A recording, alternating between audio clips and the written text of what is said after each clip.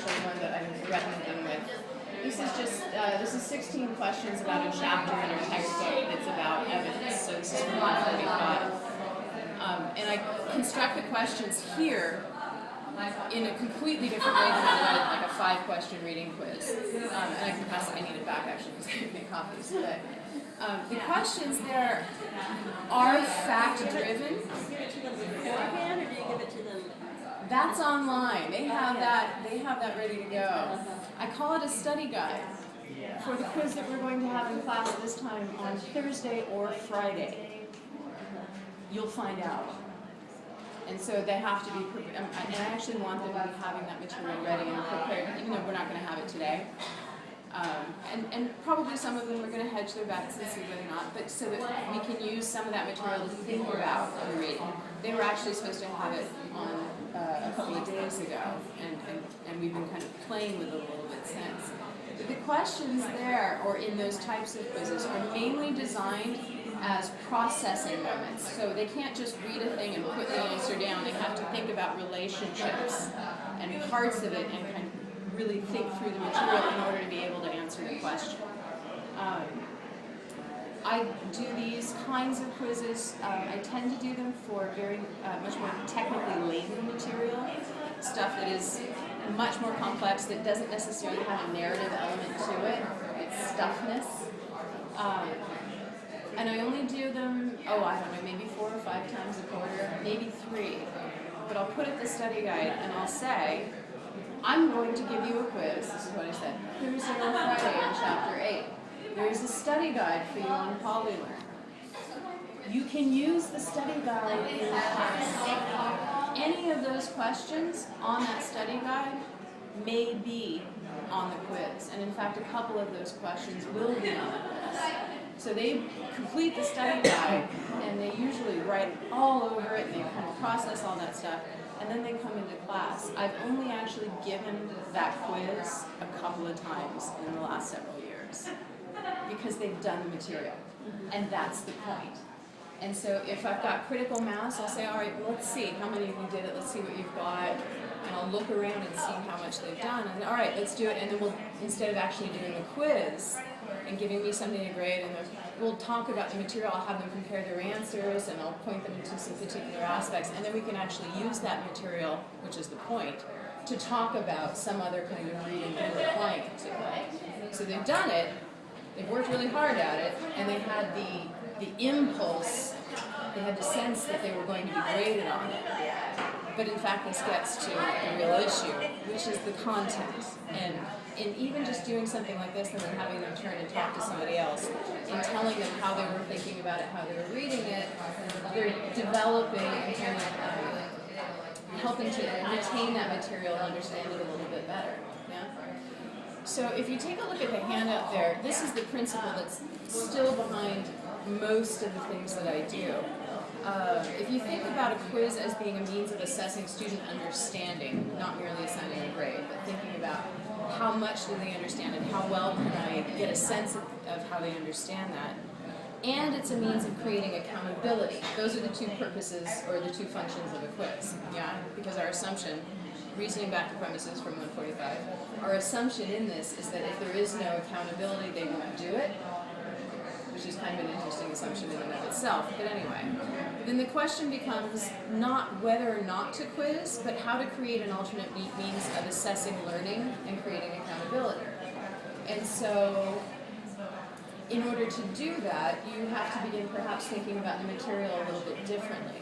One of the problems with any given quiz, and hopefully you can see in the two that I described, that they attempt to get beyond this, but one of the problems with any given quiz, especially when you're talking about skills, strategies, tactics, ways of understanding, as opposed to information, is that it tries to push those skills into a kind of informational assessment context.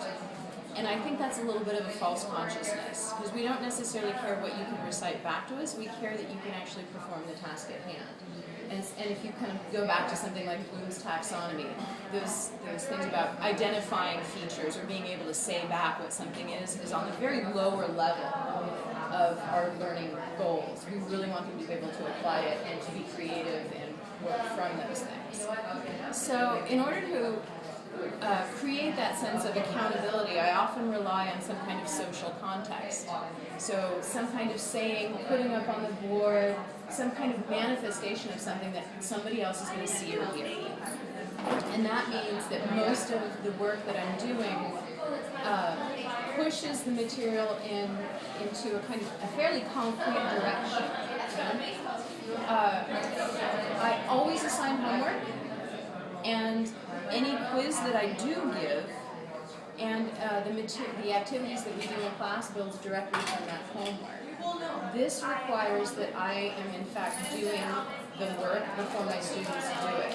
So before I can assign a homework assignment, I have to actually do the reading, think about it from both a teacher's perspective and a student's perspective, and then begin to consider, well, how can I use this and make this something active so that we're not just sitting there and me asking rhetorical questions about, well, what was the best, what was the main idea, and having that kind of weird back and forth where they're going, am I getting what you want me to be getting? And instead, I create a situation that puts the onus on them to find things and think about them in their own right, and then explain to me how they're thinking about them. And so then I actually become the facilitator or the coach instead of the person with the big stick. Although that stick never goes away. It can't if you're the teacher, but hopefully it helps to soften that role somewhat. So for example, today, my students are bringing in, I have an essay that I reformatted and so that the paragraphs are separate. We've been talking about evidence. One of the things that I asked them to do for their homework was to take a highlighter and color in anything that was direct evidence, and then to take an affiliated color and highlight anything that was fact. So its context, its background. It may not be a direct quote, it may not be direct evidence, but it does have something of a kind of summative quality to it. So when they come in, we're then going to talk about the signal phrases. How can you tell who's saying what, and then after that, we're going to cut the pieces apart, and we're going to look to see what are they actually saying about the evidence afterward. And so I want you to point to the links. It's a very concrete thing. Point to the links between what's in the quote and what comes after the quote. Totally concrete exercise. They can say, I don't see one. And then that becomes not a right answer or a wrong answer, but how can they make it stronger? How can they make that link pop for you as a reader? And it becomes not about the right, the wrong, but about the effectiveness and the variabilities of effectiveness. Does that make sense? And then tomorrow, they're going to bring the pieces in, taped with spaces, and then in groups, they're going to rewrite the analysis. And they're going to rewrite the signal phrases so that they are constructing point of view. So it's clear who's saying what, so that it's clear what the relationships are, what they want you to look at in the evidence before they begin to analyze that kind of thing. But it has a fairly, I think it has a fairly abstract effect, but it puts it in this situation. I can, even if I'm the most struggling student, I know that I'm doing the quote-unquote right thing if I take my highlighter and run it across the stuff between quotation marks. And in so doing, I'm also paying attention to the difference between the stuff in quotation marks and the stuff outside of quotation marks. And so that is at least beginning that process for that student. With the students who are a little bit more sophisticated, they really, because that's what sophisticated students do, they begin thinking about those relationships, and they begin noticing things like, wow, this is all green. It's pretty much all fact. Where's the author in this piece? What is the author doing? And so it creates all of these kinds of tangible ways of relating to abstract information.